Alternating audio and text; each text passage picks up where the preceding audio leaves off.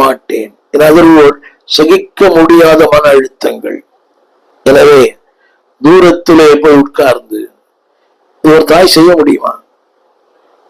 தூரத்தில் உட்கார்ந்து உங்களுடைய அனுபவங்களா இருக்கலாம். சில மருத்துவமனைகளுக்கு போகிறேன், நின்று அவரை பார்க்க சகிக்க முடியவில்லை. வேதனை, கண்ணீர், தூரத்தில் உட்கார்ந்து பல அளவு எனக்கு அனுபவம் உண்டு. ஆண்டவருக்காக ஊழியம் செய்கிற சில மருத்துவமனைகளை பார்க்கிறேன். அவள் படுகிற வேதனைகள், அவள் படுகிற பாடுகள், அவளுடைய சத்தம். I cannot stand very near.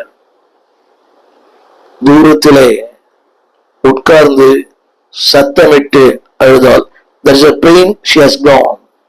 இதைத்தான் அன்பானவர்களே தாவீது அனுபவித்தார். இது எல்லாருடைய வாழ்க்கையில் வருகிற நீதிமானுக்கு ஒரு துன்பங்கள். 55ஆம் அதிகாரம் 1ஆம் வசனம். தேவனே தேவனே என் ஜெபத்தை கேட்டருளும். அந்த 55, 1, 2 ஆகிய வசனங்கள், அந்த 55ஆம் சங்கீதம் 1-8 வசனங்கள் வரை நீண்ட வசனங்கள். ஆனாலும் நான் இதை படிக்க விரும்புகிறேன். தேவனே என் ஜெபத்தை கேட்டருளும், என் விண்ணப்பத்திற்கு மறைந்திராதேயும். அடுத்த வார்த்தை, சத்துருவினுடைய கூக்குரல். உனக்கு அப்படி பண்ணுவேன், இப்படி பண்ணுவேன், உன்னை அப்படி ஆக்கிடுவேன், இப்படி மிரட்டல்கள், the pain. மூன்றாவது, துன்மார்க்கம் செய்யும் இடுக்கன். துன்மார்க்கம் செய்யும் இடுக்கன். 3ஆம் வசனம், அவர்கள் என் மேல் பழி சாட்டி, the pain. யோசித்து பாருங்களேன், உங்களை குறித்து தீமையாய் பேசும்போது. பலமுறை இந்த உலகத்தில் சொல்லியிருக்கிறேன், 10 அடைப்பு, எந்த காரணமுமே இல்லை. புகைப்பிடித்தல் இல்லை, மது அருந்துவதில்லை, அதிகமான அசைவ உணவுகளை சாப்பிடுவதில்லை. ஆனால் 10 அடைப்பு. மருத்துவம் சொன்னது, அதாவது மன அழுத்தங்கள் தான் இதை அடைக்கிறதா.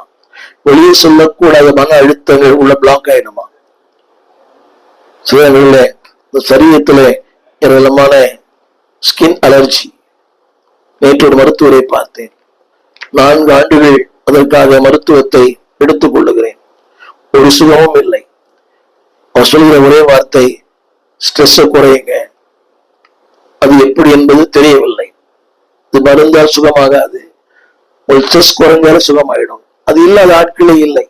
ஆனால் ஆண்டவர் தான் அதில் சொல்லுது, அவர்கள் என்மேல் பழி சாட்டி. உங்க மேல பழி சாட்டுறாங்க இல்லையா, அலுவலகத்துல, ஊழியத்துல. யாரை பற்றி குறை சொல்லல. இந்த பேஸ்புக் தர